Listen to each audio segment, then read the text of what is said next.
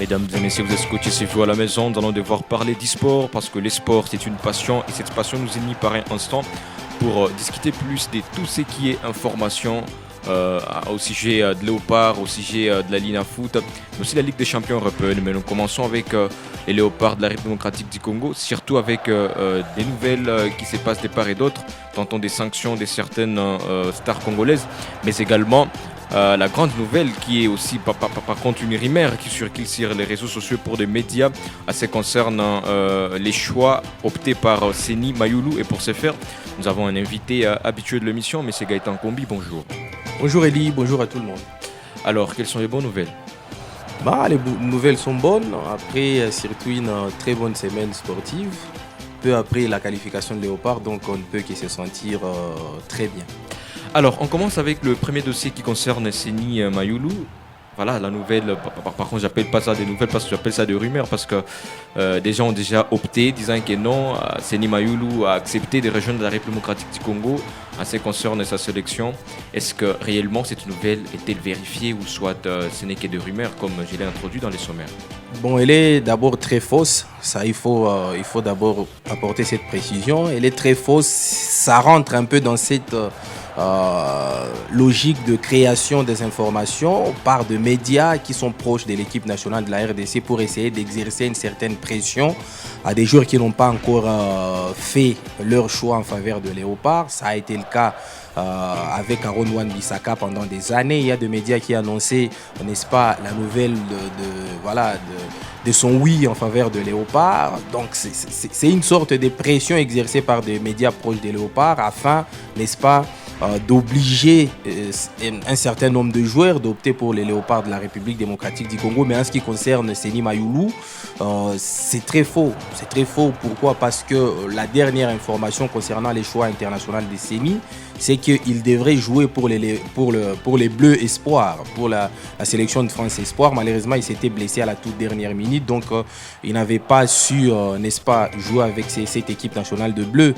Mais parlant de son rapprochement avec la République démocratique du Congo, il n'y a encore rien, il n'y a pas de contact. Sébastien Desabre ne s'est pas encore entretenu directement avec lui, mis à part peut-être quelques contacts avec son entourage.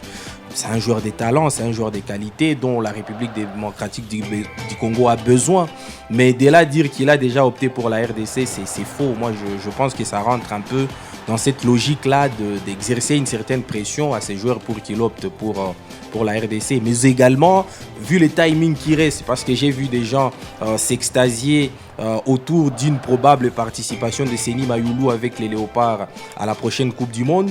Je pense que c'est impossible. Bon, en fait, tout peut se passer pendant les 2 mois restants. Mais quand même, il y a un temps qui est très réduit pour qu'il amorce la procédure des changements de nationalité sportive et pour qu'ils disent oui dans les 2 mois restants. Je pense que c'est peu pour que cela arrive. Et si du moins on essaie un peu de regarder l'ossature congolaise, est-ce que réellement, s'il parvenait à accepter, est-ce que sa place actuellement avec la sélection congolaise, est-ce qu'il est important pour notre sélection actuellement? Justement, il est très important parce que Seny Mayoulou, c'est un joueur qui est mi-attaquant, mi-milieu de terrain. C'est-à-dire c'est un joueur qui est capable un peu de t'apporter cette touche technique offensivement qui te manque. Vous savez, depuis le départ, si je peux le dire ainsi, de Gaël Kakuta, il manque encore ces joueurs-là capables de te créer des choses offensivement au sein de la sélection congolaise. D'ailleurs, pour preuve, la RDC marque très peu de buts. Alors, il y a, c'est aussi n'est-ce pas, du fait de la maladresse peut-être de certains attaquants congolais, mais on sent qu'il y a très peu de choses dans la création offensive. Donc Seny Mayoulou, de par son talent, de par également sa maestria du point de vue offensif, c'est quelqu'un qui est capable de t'apporter ce qu'il te manque offensivement. Et donc se poser la question de savoir s'il a une place au sein de l'ossature congolaise, moi je pense que oui. Oui, pourquoi? Parce que déjà les talents, il l'a. Déjà la capacité d'apporter un plus, il l'a également. Et c'est un peu comme Aaron Wan-Bissaka, c'est-à-dire ce sont des joueurs dont les talents est évident, dont, n'est-ce pas, la capacité d'adaptation de par leur talent est évident. Donc, moi, je pense que oui, il a sa place au sein de la sélection congolaise, surtout avec des carences offensives que la RDC montre de plus en plus. Alors, M. Gaëtan, essaie un peu aussi de revenir sur les Arnold Kalimuendo parce qu'il y a un auditeur qui nous a posé cette question. L'ancien joueur du PSG, aujourd'hui avec l'équipe de RB Leipzig, si je ne me trompe.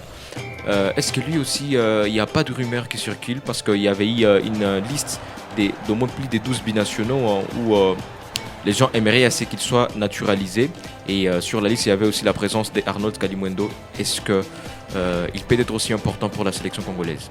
Bah, il est important, c'est un joueur de talent. Moi, je pense que tout talent est important pour la sélection congolaise en ce net moment. Encore plus des talents offensifs. Alors, on n'a peut-être pas assez de problèmes défensivement parce qu'on a une défense très costaud, l'une des meilleures en tout cas en Afrique, même s'il y a beaucoup plus de joueurs défensivement qui sont à la retraite, Chancel Mbemba, Arthur Masuaku et bien d'autres. Mais offensivement, quand même, la RDC a prouvé tout au long des derniers matchs qu'elle a besoin de apports, qu'elle a besoin de nouveautés. Donc Arnold Kalimuendo, c'est aussi ces joueurs-là dont a besoin la République démocratique du Congo pour essayer un peu de parfaire le compartiment offensif. Mais jusque-là, encore une fois, il n'y a rien à part le contact préliminaire avec l'entourage du joueur, essayer un peu de prélever la tendance du joueur par rapport à son choix international. Vous savez, Sébastien Desabre, ce n'est pas quelqu'un qui va toquer à la porte d'un joueur, c'est quelqu'un qui laisse plutôt aux joueurs cette manœuvre-là de choisir en faveur de la République démocratique du Congo. Et donc, dès lors que le joueur n'a pas encore fait le premier pas, dès lors qu'il n'a pas encore affiché certains signes de rapprochement avec la RDC, il est très difficile pour Sébastien Desabre d'aller vers lui. Vous avez vu certains joueurs comme Afimiko Pouloulou par exemple, comme Steph Kapwadi en son temps. Ce sont des gens qui montraient des signes de rapprochement à la sélection congolaise. Ils postaient des stories où ils étaient en train, n'est-ce pas, de célébrer certaines victoires des Léopards. Donc ce sont des signes qui ne mentent pas.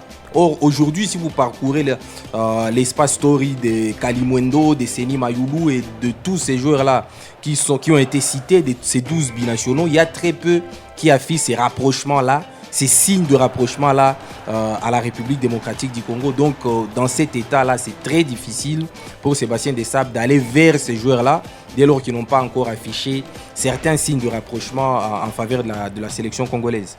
Alors, j'espère que l'auditeur a compris déjà, c'est conscient les cas d'Arnold Kalimuendo. Et ce qui est bien fait aussi, c'est ce tableau penalty.